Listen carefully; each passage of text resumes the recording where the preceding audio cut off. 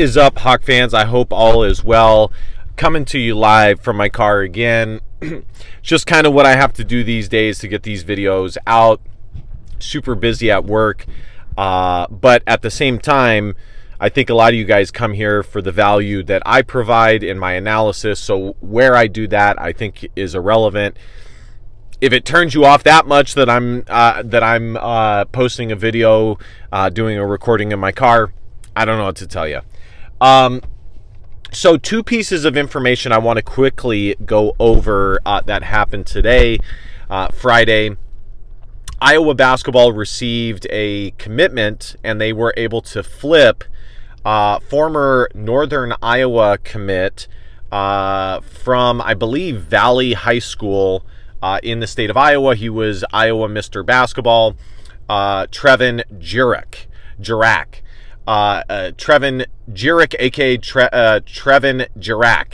I already know there's going to be people in the comment section. His name is Jirak, and it's like, okay, fine. I'm already prepared for it.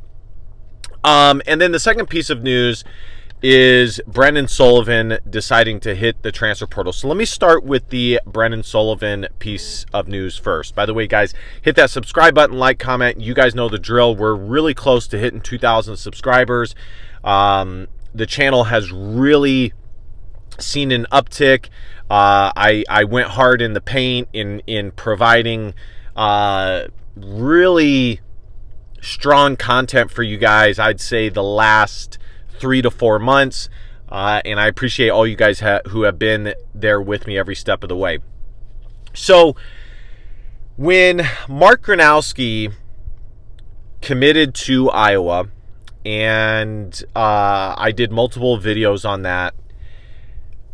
In the original video, I believe, although I could have said it across multiple videos, but I believe it was in the first video I made regarding him committing to Iowa.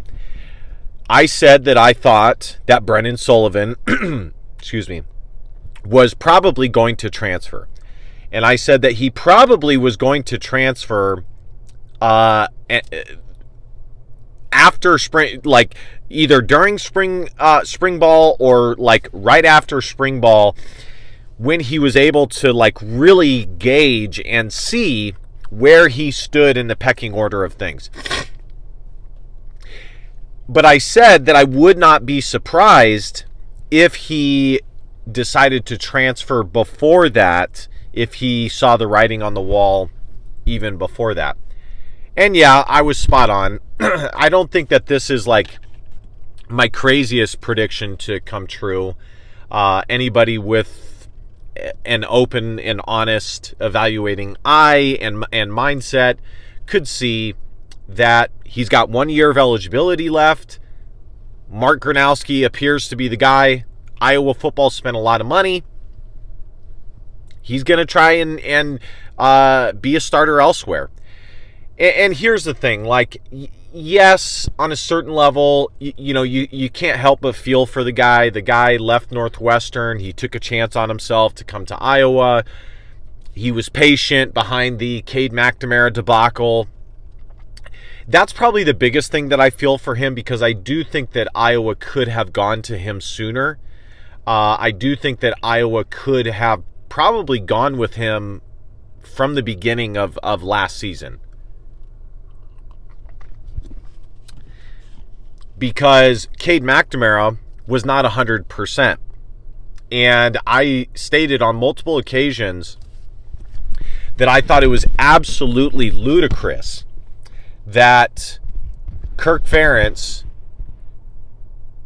was willing to admit that he was okay with Cade McNamara working his way up to 100% by the time the season was rolling around. I mean, that is ludicrous. You know, if the season's here, you got to play who's healthy and who's going to give you the best chance to win. And a quarterback should not be working not significantly. They should not be significantly working their way back from injury.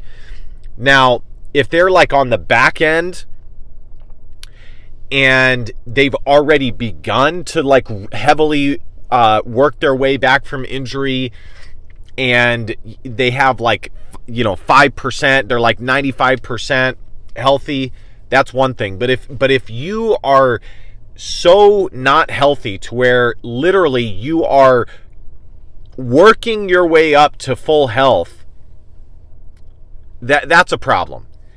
And everybody knows that Cade McNamara, he's, according to Kirk Ferentz, he was probably 80, 75% by the time the season started, and the guy really didn't have a ton of reps.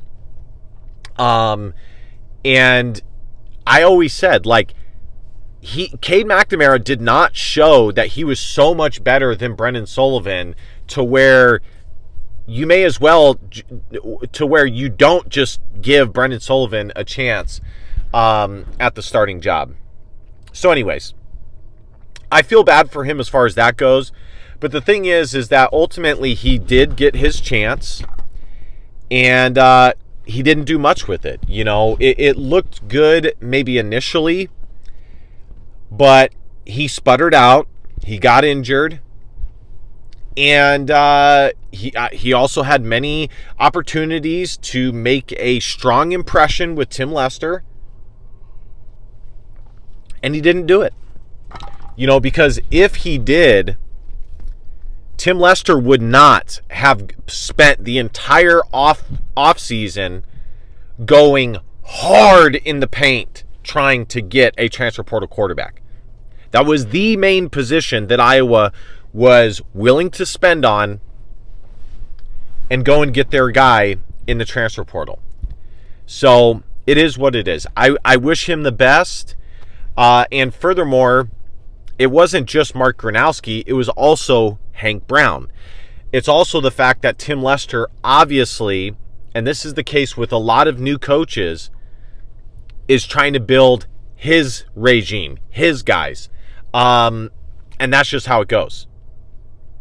I understand it. They want guys that they feel comfortable with, that they can be held accountable for and say, you know what? I recruited this guy, I evaluated this guy, I picked this guy, and he was either successful or not. Rather than having these holdovers where, you're kind of in limbo as far as that goes. You don't really get the credit for recruiting him or evaluating him. You might get the credit for being able to help develop him, but that's about it. But it's just a comfort thing. They just feel more comfortable with their guys. And it happens in business. It happens in everything. Politics, people go with their regime. So anyways, wish him the best. That's that. Iowa basketball landing the center. I'm okay with it. I'm not going to be overly critical of Ben McCollum in these first couple of months. I'm going to wait to see the results on the court in year one.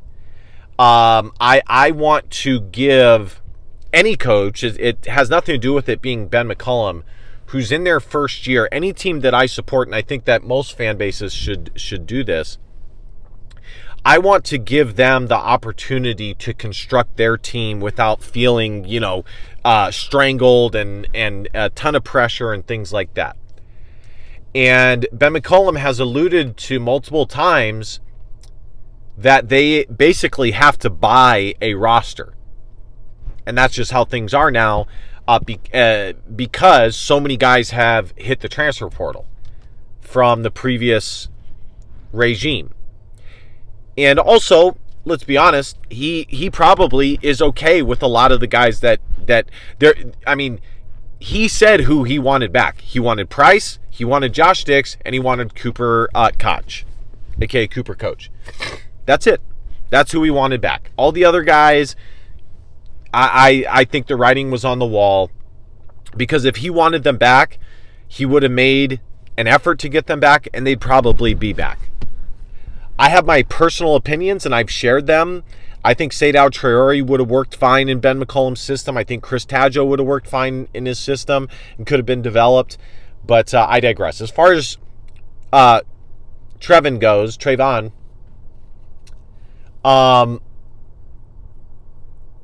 you need to get size on your roster. It's the Big Ten.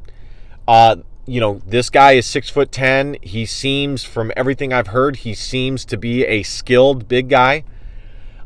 Physically, he needs to improve, but I'm okay with it because the big guy position is the position that either A, you have guys that are physically ready, but they're not skill-wise ready, or they're skill-wise, they're pretty far along, but physically they're lacking. And so I'm okay with him going and getting some size. That's going to be a freshman. He probably won't have to pay this kid too much, as he was a UNI commit. Iowa probably was his lone Power 4 offer. And he can develop him or turn him into a depth piece. So bottom line is, for next year, Iowa's going to have to land a big guy in the transfer portal. That's all there is to it.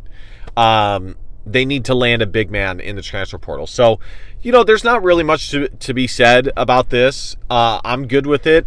Maybe I'll do a video in the future doing an evaluation of his game tape. UNI is a good basketball school, so I think if UNI and then on top of that, Ben McCollum was interested in him coming out of high school, that to me signifies that he is a decent basketball player. Just because he didn't have a ton of Power 4 offers isn't the end-all be-all.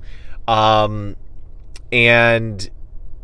I think this should be seen as, A, Iowa needs to get some youth, some freshmen onto the roster. This is a way to do this, as well as getting some size onto the roster immediately. And then number 2, this is a cost-effective way to get a guy that you can develop and or at the very least develop into a depth piece for your roster. All right, guys, thank you guys so much for watching. Be sure to hit that subscribe button, like, comment, share. You guys know the drill. And last but not least, DBAP, don't be a pussy willow and factor your feelings, because your feelings just don't matter. I will see you Hawkeye fans next time. Go Hawks. Bye-bye.